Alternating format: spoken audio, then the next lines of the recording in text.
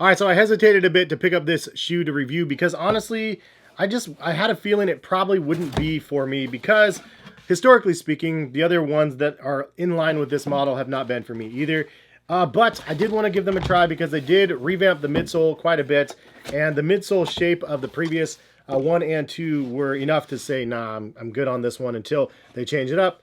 But here we have it, they did change it up, and this is the Nike Vaporfly 3 or the Nike ZoomX Vaporfly Next Percent 3. And I'll tell you guys, as soon as I got the box, like the lady handed me the box when I went to the Nike store, I was like, wait, did you put both shoes in here? Because it was so incredibly light. I thought that maybe she left one as a display and then it was literally just one shoe in the box, which I've actually had happen before at Nike, where I literally was sold one shoe and that was like not cool. So I was like, wait, I opened it up and I was like, dude, these are crazy. These are so light. 6.8 ounces for a size 9.5 men's. They do fit true to size in my opinion as well, but it is a very narrow shoe. So that's part of the other reason why I was like, is this going to be for me or not? It's really, really narrow. And my biggest problem on these in the past was the fact that it was so narrow that I felt like a little like wibble wobbly on the back here, especially for casual usage. Yes, I already know from the beginning, dude, this is not a casual shoe. Why are you buying that shoe? It's not for you. I totally get that as well. The invincible runs are for me. This is one of the ones where I'm like, I don't know. It's like, it is a little bit too narrow. I'll tell you, after wearing them casually a little bit, walking around the mall and whatnot, it was a good experience on feet.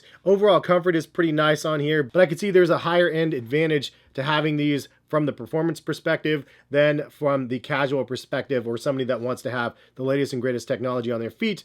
Like myself, usually it's just not really that shoe for somebody like myself. So throwing that out from the beginning, I'll give you guys some information about what Nike says about the product, give you guys some of the pros and cons from my opinion after wearing these a little bit. And also if you guys do want to buy a pair of these, I'll link them in the description and you guys can buy them from Nike. They are expensive at $250, but if you guys do use my link, I do get a little bit of a kickback, so it's always greatly appreciated when you do that, and it does directly support the channel, so thank you for that. Giving you race day speed to conquer any distance, the Nike Vaporfly 3 is made for the chasers, the racers, and elevated pacers who can't turn down the thrill of the pursuit. We reworked the leader of the super shoe pack and tuned the engine underneath to help you chase personal bests from a K10 to a marathon. From elite runners to those new to racing, this versatile road racing workhorse is for those who see speed as a gateway for more miles and more seemingly uncatchable heights. A full-length carbon fiber fly plate provides a stiff and propulsive feel. Nike ZoomX, our most responsive foam, just got a little better. Running from heel to toe, it unlocks even more energy return than before, giving you a springy, bouncy feel. See how the midsole bulges out by the heel? We designed it that way to help reduce the weight on the outside of the foot, giving you more stable ride. Specifically selected Flyknit yarn and engineered zones in the forefoot bring a new level of performance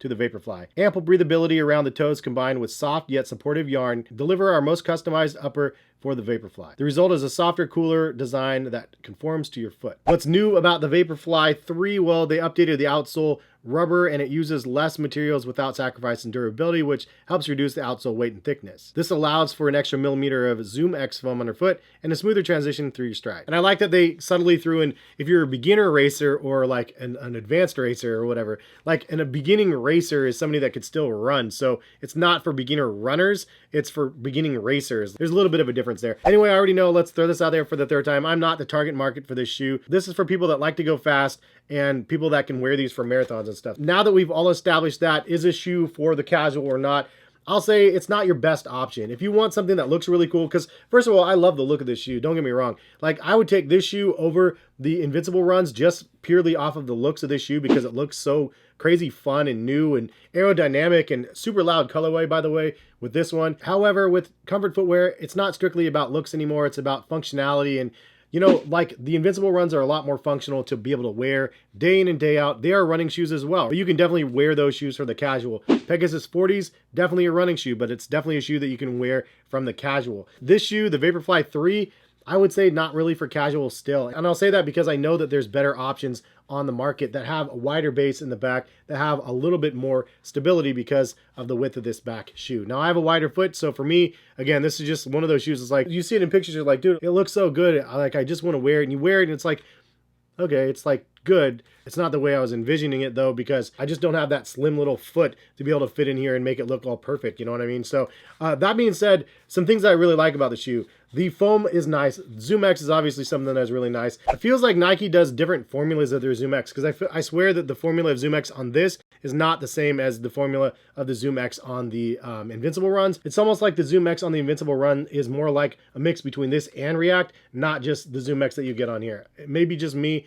I'm not really sure why. Maybe it's just they wrap this one in something special, but it doesn't feel exactly one-to-one, even though it's called ZoomX. Leave a comment in the comment section if you guys agree or disagree, if you've tried both of them, or if you guys think I'm crazy. Leave that comment as well. I don't mind. The other thing that I really like about the shoe, obviously the weight is a huge plus as well. The fact that it's like 6.7 ounces, insane. It's so light and nice on your feet versus like the 10 plus ounces of the Invincible runs. Like a Jordan Retro is like 13, 14 ounces. This is 6 ounces, so it's so nice and light on your feet. Also, another plus on this one for me is just the breathability of the upper. It's really cool that you could see through the upper so easily, and there's so much ventilation holes. It's just a super open, breathable shoe because of that, and I like the overall design on that. I think it looks really nice the way that they engineered this upper. Supposedly it's form-fitting as well, that will help conform to your foot. The laces are something else that I really like that they have on here. Again, they've done this on other models as well, but I like that they have this almost like ribbon look to the laces, but it's functional because it helps you tighten the laces, and when you tighten them at the notches, it like does a little bit of grip and holds a little bit better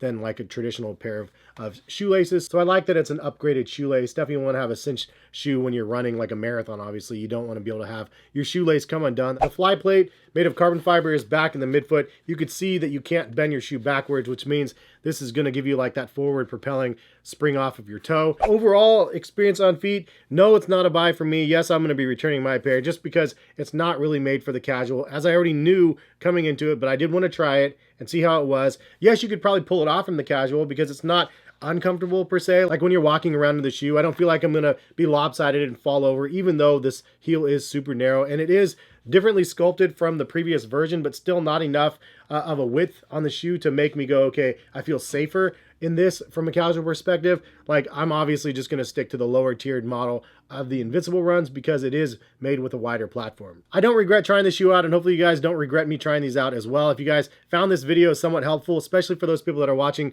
for the casual, which hopefully is just all of you guys out there, but hopefully you guys found it somewhat insightful for those people looking to think, should I buy the shoe or not? If you're in my situation, you're a little bit bigger, you have a little bit of a wider foot, it's a no-go for me. Just stick to the Invincible runs. And if the price point at $250 or the Invincible runs at $180, if those prices are too high for you, I tried the Nike Motivas. I did a review on those as well on the channel. If you guys want to go check that one out, feel free to do so, because that one is really good for like an overall comfort shoe for $110. Like, honestly, you really can't beat it for the price. So throwing that out there as well. Otherwise, I would say skip this one if you want something for lifestyle. But if you like the crazy look of the shoe, it does look really cool, man. I'm not going to judge you if you're wearing these from a casual, waiting in line at Starbucks or something, and you're wearing these. It's just a fun looking shoe. Definitely one that I can dig, but one that I just don't feel is the right fits. Once again, we tried the third version and it's a no-go. But thanks again for stopping by and watching. Hope you guys enjoyed. Have a good rest of the day, and hopefully see you back on the channel for some more content soon. All right, peace, guys.